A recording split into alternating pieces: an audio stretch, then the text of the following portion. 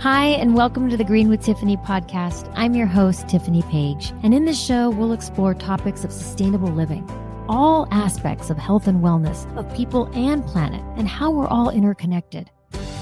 Join us on this journey to live better and more sustainably by improving our health, our families, and the world with the choices that we make.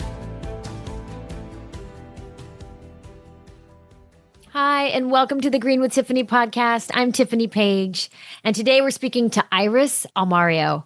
Hi, Iris. Hi. It's so nice to see you. I'm so happy you could be here.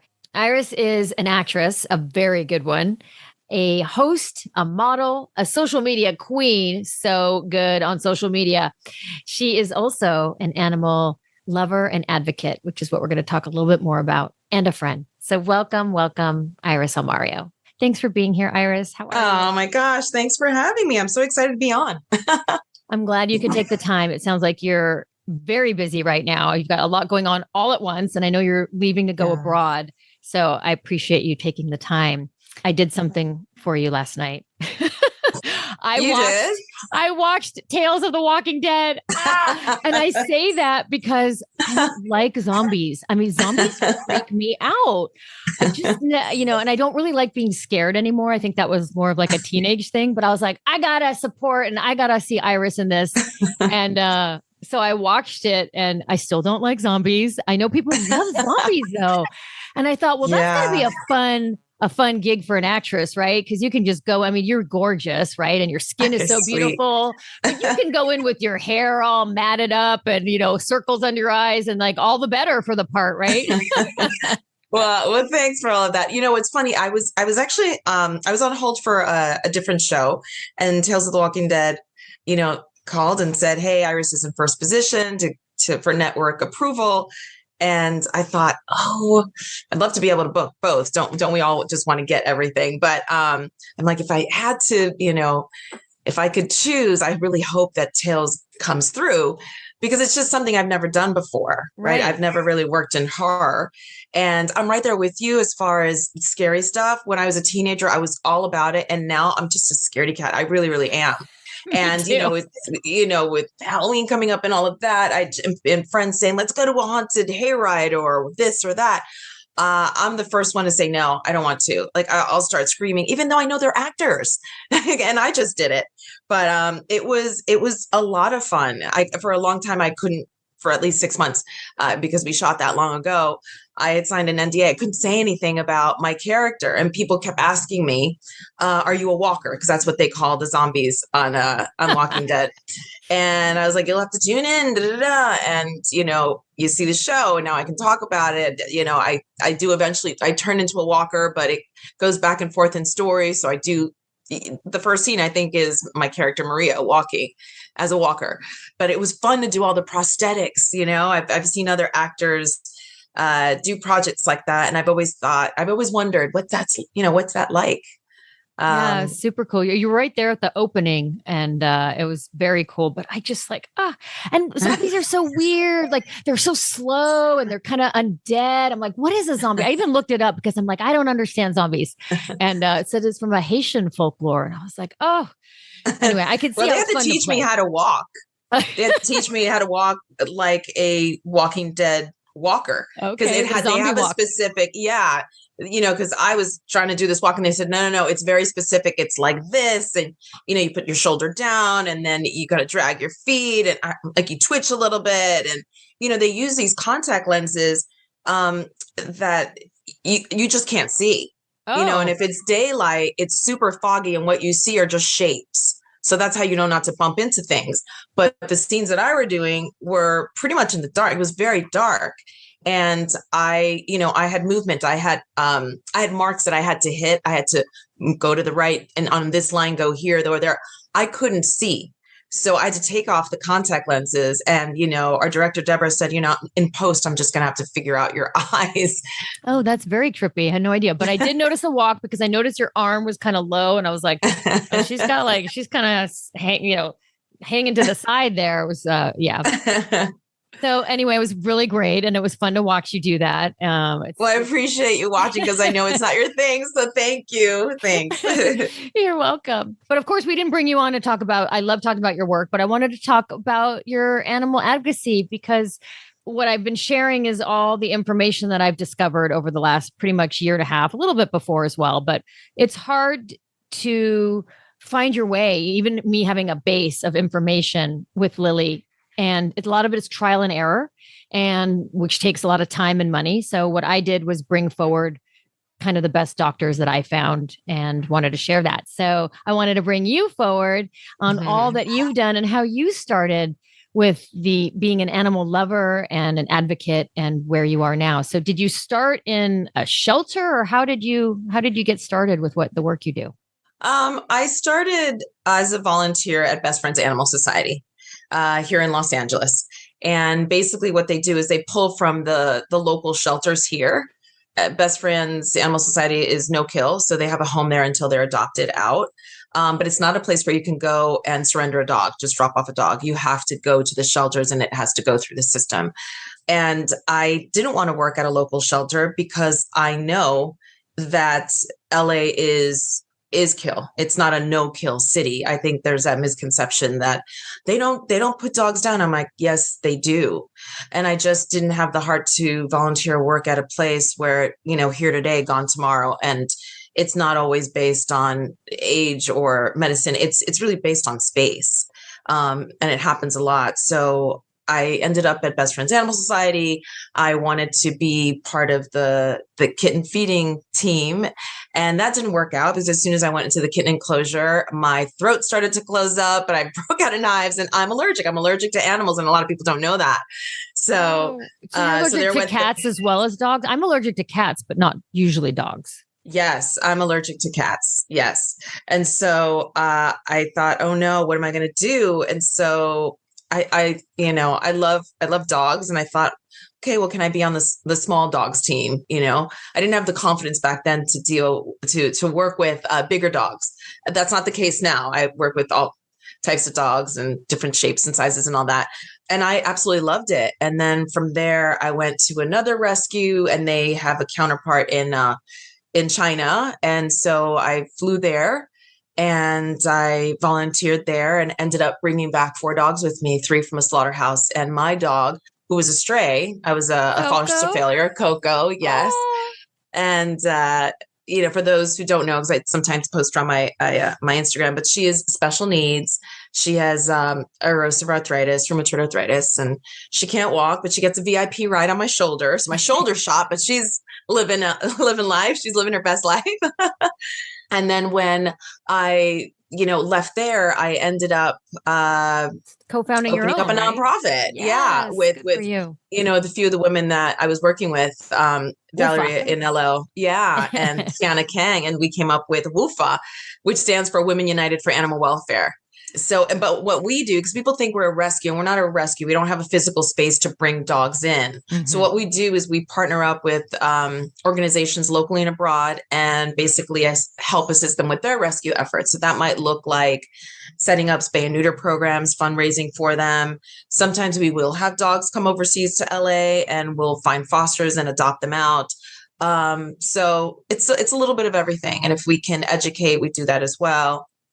So it's there's so many different types of activism. And this is the one way that this is how we fit into the big puzzle of rescue and animals. Which is so needed. I mean, not everyone can just pick up and go. You're going to Cambodia and Vietnam. Like, how does that come about to go to that area versus a different area? Well, it's to visit our partners overseas. And we have partners in Vietnam, Cambodia, Thailand, China, Puerto Rico, Turkey, South Africa. So right before the world shut down, we had been talking about going to Vietnam and Cambodia and helping out there, because we do fundraise at spay and neuter programs on the weekends, and locals will come with their dogs. And it's really nice to see, because the dog meat trade is very real. It's on the menu. So to see people love their dog like family and care about their well-being, and bring them to these, wellness clinics to get their parasite treatment and getting them spay and neutered.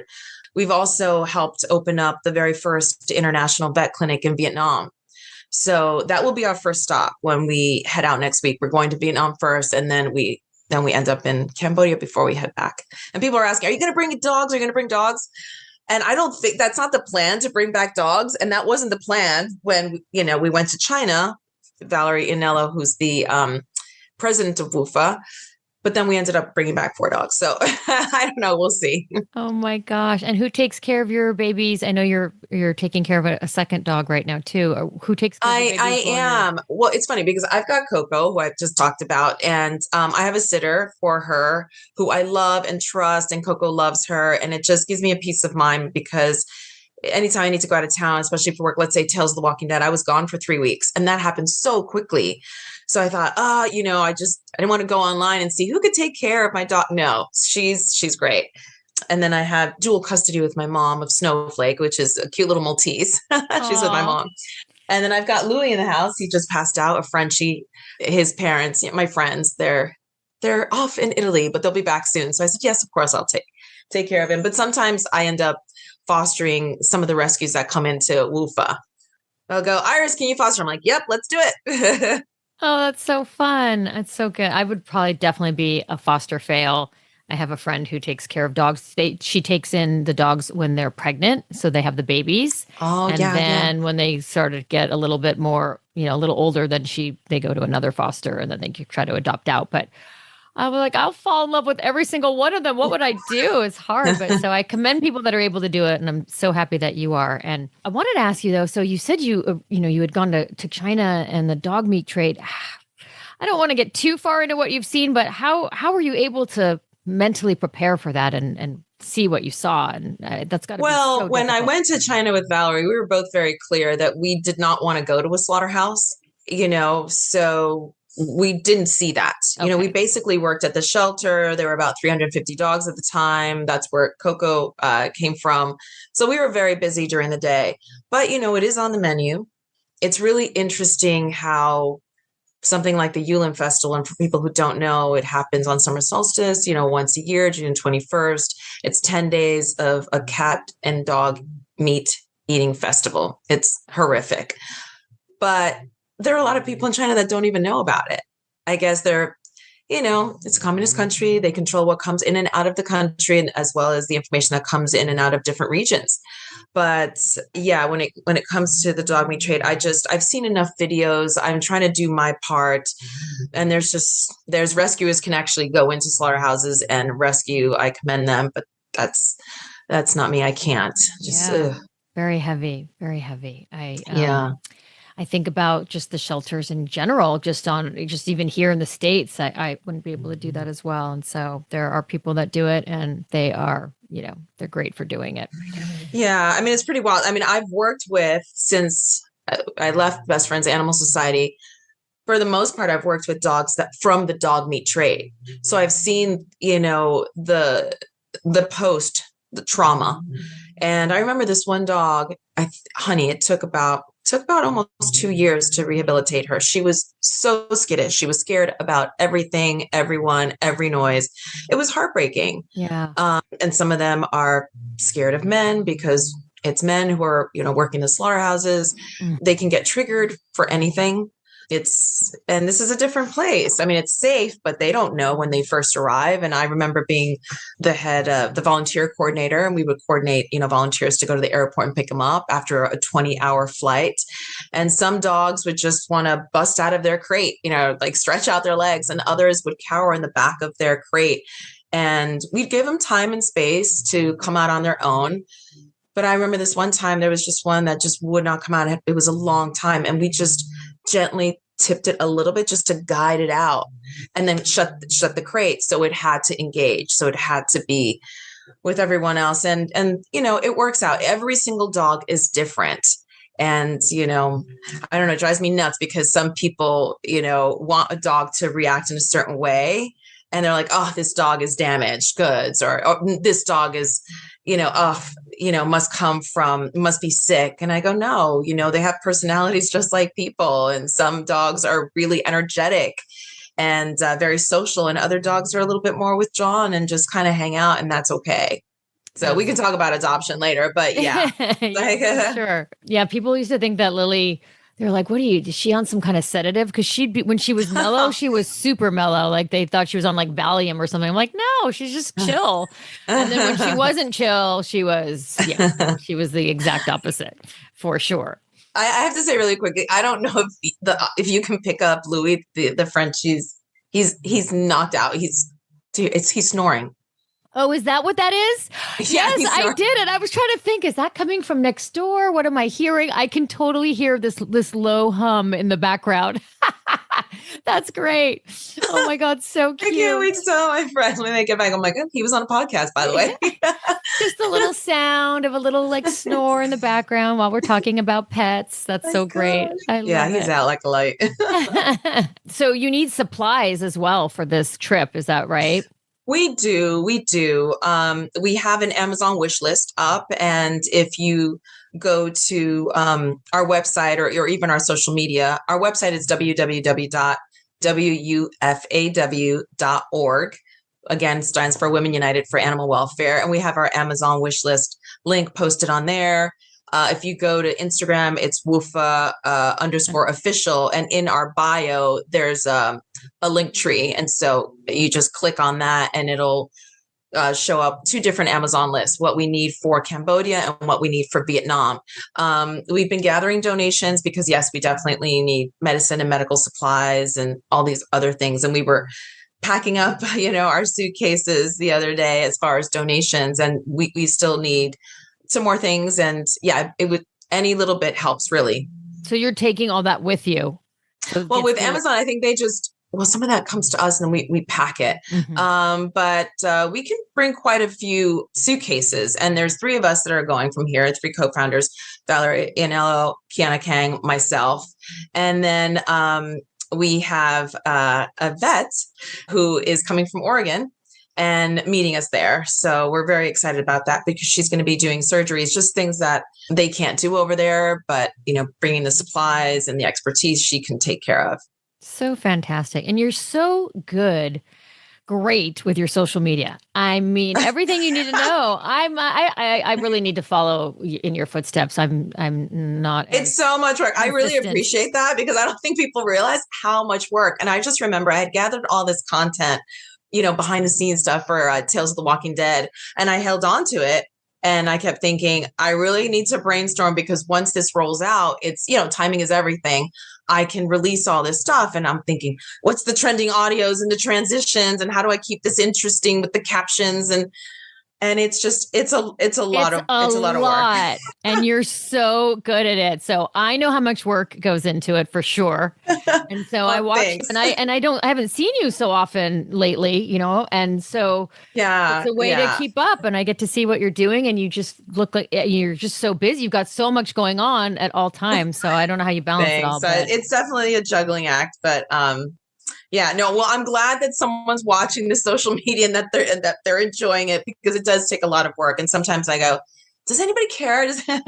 But I also know that, as an actress, let's say you can't be a secret. So I definitely need to just stay on people's radar. And then also, I like that people now find out about WUFAW and then help. And so it's great. Yes, you've got a great voice out there. It's so important. And so, yeah, I do. I love following it and I love seeing everything that you're doing and it comes right into my feed all the time. So it's not for nothing. I definitely see it. So I don't know. I'm not the only one. But speaking about work, so there was another job that you did that I really enjoyed called Flipped and it's on Roku Originals. And what's so cool about it, I mean, the concept itself of this particular show, I thought was hilarious. Yeah. But I loved the short format. I'm totally into that. And I hope they move forward with that. And so what I got out of it was, here's for example, I watched Tales of the Walking Dead last night. Yeah. And I was going to go to bed shortly after. I'm like, oh God, I have to watch something light, right? Because I don't like to go to bed with that kind of like heavy, kind of like dark stuff. That energy. Yeah. The energy. So I want to sleep well. Or if you're watching local news, that's never fun to watch either. So can you watch something light? Or if you have a quick, time for a little lunch break or something, if you're working from home, you can put on one of these shows and they're only like 8 to 10 minutes and it's a full show with great production value. And Yeah. it's fun. And so you were in this one called Flipped. Tell us a little bit about that. It's great. So Flipped was so fun. And our call sheet read like who's who in Hollywood. I got to work with Will Forte and Caitlin Olsen and Eva Longoria and Andy Garcia. It was just, and they were all wonderful. And I think it was probably easy for them to fit this into their schedule because it's short form, right? 8 to 10 minutes an episode. I remember going on set and it was just like any other production. It was a gorgeous house in Malibu, all the equipment and this all-star talent. And everybody was just, always happy and grateful to be working. And it's a comedy. So it was really funny, to work with these guys. It's so fun. Like you said, the same amount of production value and the time and everything goes into it the same way. It's just condensed for people who don't really have a lot of time or want to just watch something quickly. So I really like the concept. I hope they move forward. I hope so too. I like that Roku picked up Flipped and talking about going to sleep and just being in better energy. Before going to bed, I'll like jump on YouTube and look at, dog or cat videos. So to mix it up, going on Roku and doing these, watching these short form stories is also a great way to kind of, and I'm just going to plug Flipped. It's funny, guys. So if you haven't seen it, check it out. So funny. Now I know an actress always wants to, it's just all about the work and trying different things, and you'll be a zombie and you'll do a comedy. Do you have something like a genre that you really enjoy more than another, or, you'd like to see yourself go down that path? Is there comedy or drama? It's interesting because I love drama. I do. But I tend to book comedy and I go, well, really? I don't think I'm funny, but I love it all. I mean, with this Tales of the Walking Dead, wow, it was amazing. And let me tell you something, that fan base is really loyal. Yes. With the Comic-Cons and all that. But that's I was so wild to me. I was like, what? People just love zombies. They dress up in all these crazy costumes. I haven't been to Comic-Con, but I've seen it, on my feed when it comes up. But yeah, I do love drama, and I love thrillers, like watching them, and I'm sure being in one would be fun too. But I mean, I've done, a little bit of everything. I feel I've done drama, I've done comedy, now horror, so which is a very big genre. I love working, and work begets work. So absolutely. And that's funny you say that, because when I was doing more acting, I actually love comedy and got booked for more drama. I'm like, I want more comedy. So what's next? So you're going away for 10 days to Cambodia and Vietnam. Yes, we're going away for 10 days. I don't know what to expect. I've never been there. I know it's really hot. And hopefully we'll create some space on our schedule to do a little bit of touristy stuff. Because I remember when we went to China, we were basically at the rescue every single day. We would be exhausted by the time we got back to the hotel. It was just enough to take a shower, eat, and just pass out and do it all over again the next day. And towards the end of that trip, I remember looking at Valerie. I'm like, are we going to sightsee, do something before we go, And so that's how we ended up at the Great Wall of China and Tiananmen Square, the last 48 hours or 72 hours. So I'm hoping that we get a little bit of touristy downtime when we go. Yeah. That would be great. Also, just to decompress a little bit from everything that you're going in to see and do. It's nice to have that for yourself. Well, we'll be at the rescues, and they do spay and neuter days. We'll have our vet with us as well, so she's going to be doing surgeries. I don't know if we're scrubbing in, although I have scrubbed in surgery here in LA. And that's interesting. That's just a whole other world. You go, girl. I'll be posting on my Instagram, so I'll give you guys updates. And also I think we're going to visit the monks. There's a lot of strays there, so we'll help however we can. It'll be interesting. That'll be really great. Many years ago, I was in Taipei, and that was my first time. Well, no, I had been to Tokyo, but in Taipei, there were a lot of strays on the street, and they kind of lived their life with everybody else. So they would stand at the corner and they would wait to cross the street with everybody.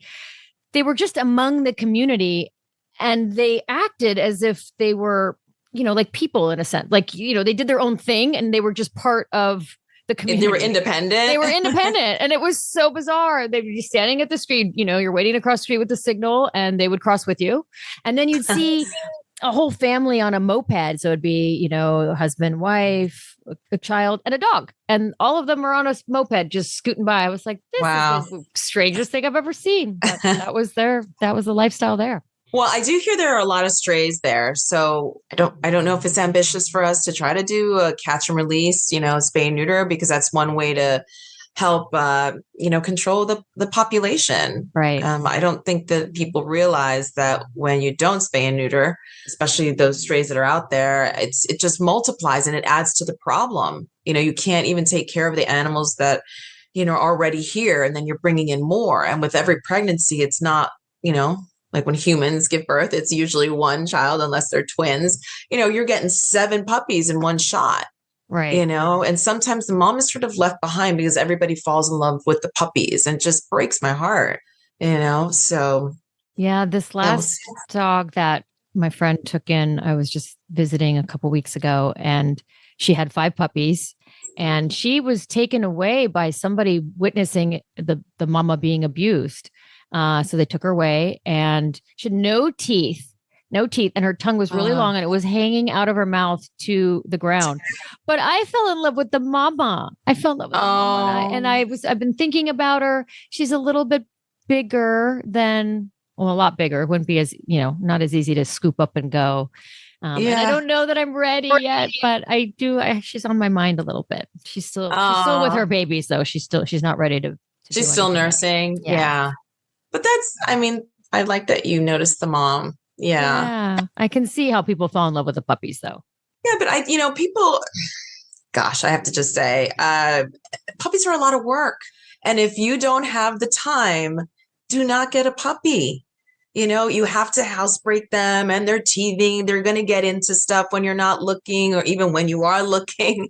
And if you're not home to really train them or to take them out and socialize them, you're just setting yourself for a really challenging time. Having a puppy is a big, big responsibility. Yeah, that's really good sometimes advice. These older dogs they've already been trained. They're fine. It's easier. So I think that people really need to do their research before they go and adopt. And not just adopt because a dog is, it's so cute. And well, do you have the time? Do you have the finances? Does it match your same energy level? Are you getting a dog that's, super energetic, that needs those daily walks? And it's not just a 20-minute walk, but maybe an hour hike. These are very good questions to pose to people, because I don't think people think about that. And there are so many different levels of a pet that you can get, all shapes, sizes, and colors and ages. So that is something to think about for sure. When you got Koko, do you know how old she was when you got her? I didn't. It's funny because I brought her to the States, and the very next day I took her to a bone specialist, because honestly, we didn't know if she had a broken bone or a fracture, because she wasn't moving. And it turned out that she had neither, and that it was erosive arthritis. So I asked, how old do you think she is? And she's like, she's probably like 7. And she was half the size she is now. And I go, there's just no way. I think she's 7 now. And she's been with me for 5 years. She was really tiny. She was really tiny. So I don't know. She's passed out, but she's not snoring. That's Louie. Yeah, I'm just going to reiterate that the little hum that you might be hearing when you're listening to this in the background is a Frenchie. It's a little light snore that I hear in my headphones. Really funny.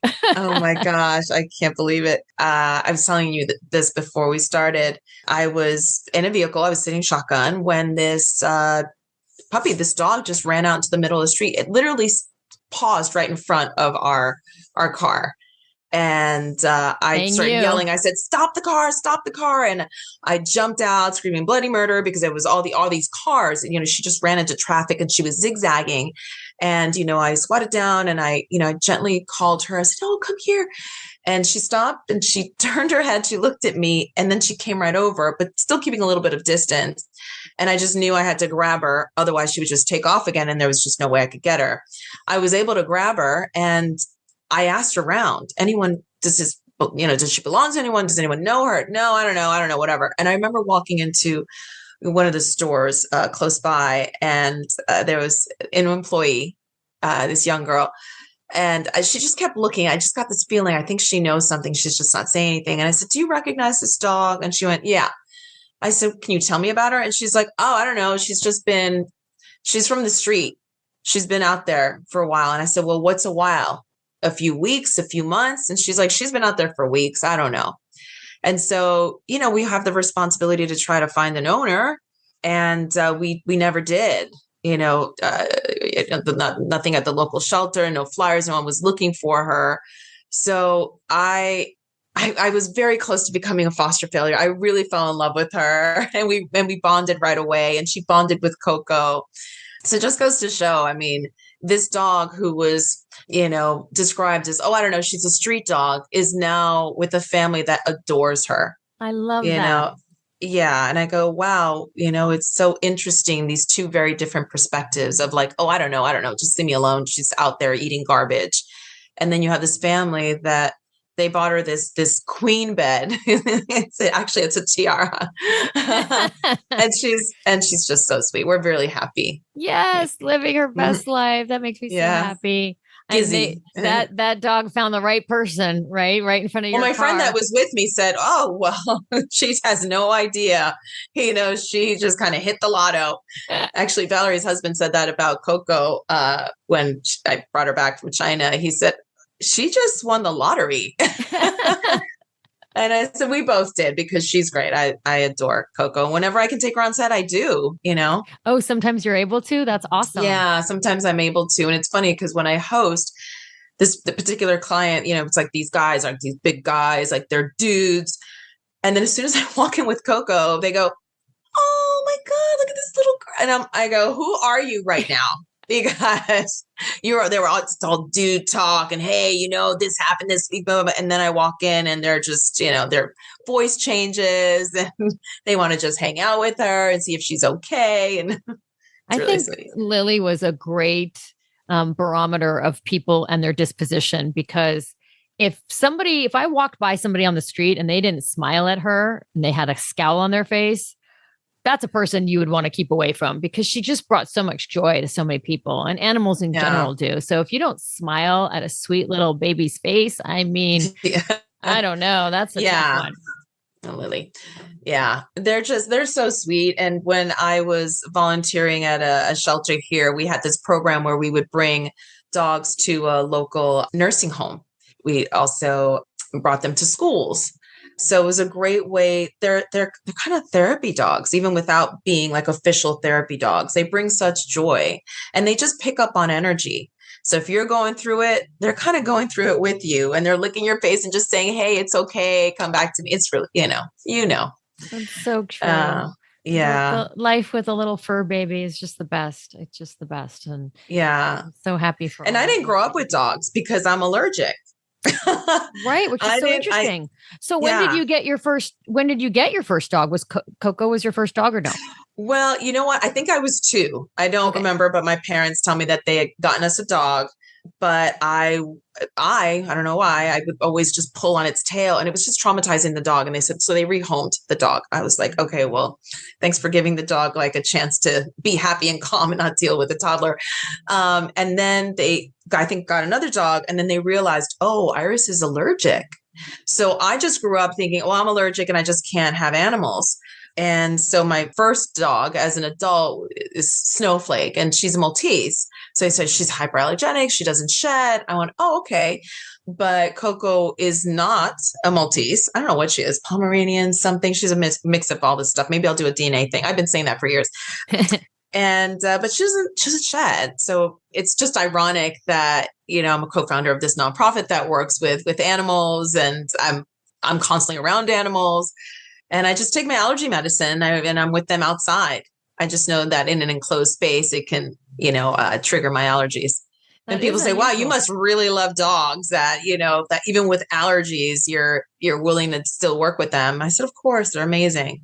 That is a big deal, though. I haven't been around cats lately, but I used to get super allergic. Like my eyes would blow up and it was just unbearable. So, if people have cats, I can't go over their house. And my fiance's mom has cats, and she was a rescue for cats. And so at one time she had 11 cats. Oh, that's a lot. I could not stay at her place. We'd have to stay at a hotel, that kind of thing. So no, it's real. I mean, I'll say this is on a personal note. I was dating someone, we were living together, and he had 2 cats. And it was fine because I was always, out and about, like auditions and teaching and rehearsing, whatever. But once quarantine happened, I was in the house, and that's when it really hit me. And I ended up going to the hospital twice, thinking it might be COVID. I never got COVID. I'm going to knock on this. Hopefully that doesn't happen. And it was just allergies. And so, I ended up having boundaries where the bedroom door was locked, so they didn't get him, on the bed, because as soon as I would put my head on the pillow, I would, the throat closes up and the hives and the itchiness and the red eyes. It's very real. Wow. That's a really big deal. This is a true animal lover right here, I tell you. I'm not in that situation anymore, but it's like, yeah, you just roll with the punches. Yeah. I didn't ask you this before, and I don't even know if you have anything that it's worth, that you want to share, because some people just are blessed with it. But you have the most beautiful skin, and it's so glowy. Like, what do you do for that skin? Oh my gosh, you're so sweet. Someone just asked me that the other day. That's so nice. You know what? I started doing facials at a really young age. I really just started taking care of my skin. I definitely wear sunscreen. It does not matter if it's cold or if it's overcast. I have sunscreen on this face every single day. I'll wear hats. But I go to my girl, Lucy. She's in Studio City. I'll give you her info so you can go to her. She's amazing. But I do switch it up with microneedling. And microneedling, like, just sort of pulls everything up, and it looks like, kind of like plump. It's temporary. So if I've got something big coming up, I'd like to go to her. So it gives me that a little bit of a youthful kick. Yeah. But yeah, I'm just on top of skincare, whether it's microneedling or microdermabrasion or oxygen facials. And yeah, okay. I try not to go to sleep with makeup on. I did that the other night, and I sort of it's never a comfortable sleep because I'm always thinking in the back of my head, I gotta get up. I do that a lot. I can't believe I'm even saying that. I have a girlfriend who's a makeup artist, and she's like, that is the worst thing. You have to wash your face. And it's just, I don't know. My brother, when I was growing up, sometimes I would do it. And I would say, if I fall asleep with my makeup on, you have to get me up. And he would pull me by my ankles out of the bed. Go wash your face. Go wash your face. Of course, I don't have that now. And I don't wear makeup every day. But even then, you should probably still wash your face and, do the get the debris dirt. Yeah. Exactly. And I don't. I'm terrible. So maybe that's why my skin's not as glowy. I'm going to be texting you. Did you take your makeup off, Tiffany?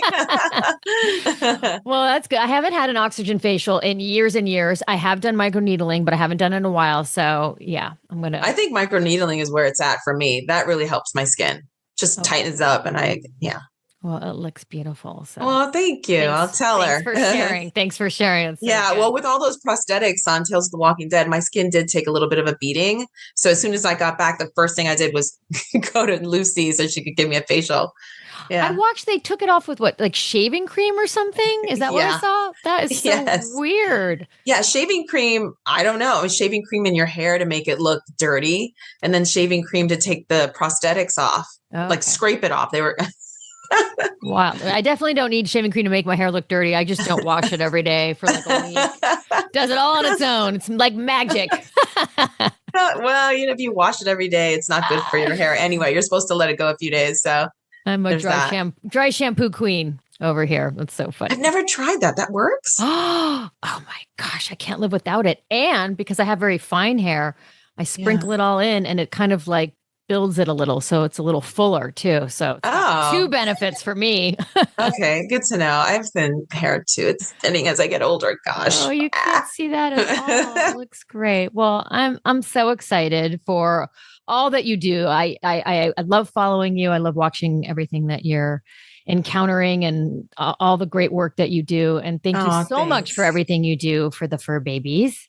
Thank you. To recap just a little bit, because I know we talked about some things. I always like to talk about things to choose to care, because that's kind of my motto, and you can do that in every aspect of your life. So some things that you mentioned that were really great was, know what kind of pet you want or need.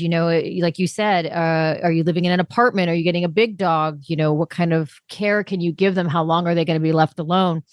Some of those things. I think we talked earlier and you were saying, if you live in this little apartment and you're not going to be going out for walks all the time, don't get a husky. Right. Yeah. Yeah. There ends up being a lot of owner surrenders of huskies at the shelter. And it's just so unfair and unnecessary. You have rescues that maybe have a little bit more time where they can do home checks. But if you go to a shelter, it doesn't always happen that way, right? Well, it doesn't happen like that at all. You go and you say, this is who I want, and you fill out the application and you take it from there. And then suddenly, someone gets home with a new dog and they realize it's not acting in the way that they wanted to. It's withdrawn, and they wanted, a dog that has more energy. And I would say you also have to give dogs a chance to adjust. For sure. A little bit of time. Mm-hmm. Yeah. I remember taking this really long drive to a home check. We were supposed to start a trial because we like to do a 1-week trial and then check in and see how it's gone across the board for the dog and for the family, and if they're still the right fit or not. And then we adopt out. And so I get to this house, and the dog was really nervous and ended up, peeing in the kitchen. And, the woman said, "Can you believe that? It wouldn't even go outside. It peed in the kitchen." And I just went, "Oh, this is it's not starting off well." And so I said, "You know what? This dog doesn't know where she's at. She's a little confused. It's new energy, new sights and sounds and smells. And, just give her a chance to decompress."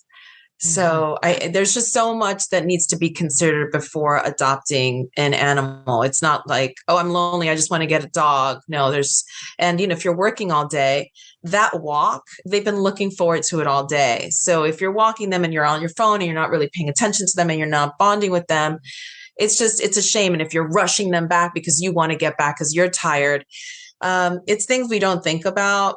So I definitely want to put it out there. They're not there to just when we need to play with them or when we need emotional support. They're these little beings and we are their world. When they choose you as your person, you better step up. So true. Yeah. You get me all misty. And that, I actually committed to that with Lily. I stopped taking my cell phone out for my walk. I just wanted to be completely with her on the walk, enjoying nature and connected with her. And it was a really good choice. Oh, so good for you. That's wonderful. Really good advice. And then, you were talking about shelter dogs, and some people, they don't think it's the right fit for them, or they don't think they're going to they have a specific, breed of dog that they want, and they don't think they're going to be able to find it. I know there's a lot of pit bulls and chihuahuas. Luckily for me, chihuahuas, that's my breed. So I'm sure when I'm ready, I'll have many to choose from, which will be hard. I hear this all the time. People always say, because I say, adopt, please don't shop, adopt. There's so many animals in need. And I'll go, "Oh, well, the dog that I'm looking for is just out there. It's just not out there." And there's so many rescues. If you're looking for a Maltese, then look at, Maltese rescues. Just Google it. It'll come up. There's so many. You want a puppy? Okay. There are rescue puppies that are looking for homes, that are looking for their forever family. You just have to do the work. I find it's annoying. It's annoying. I'm going to buy. And I said, "Well, why? Don't feed into this?" You've got hundreds and thousands of dogs really that are being put down, and you're shopping, get them out. They need the space. And if they don't have the space, they're going to be put down. And that's the way it is. But people think, oh, they're putting them down because, well, they're sick. They're putting them because they're old. And I go, no, they're putting them down because they don't have space. That you could have a healthy dog be put down. And people are floored by that. They go, what are you talking about? And I said, oh, yeah.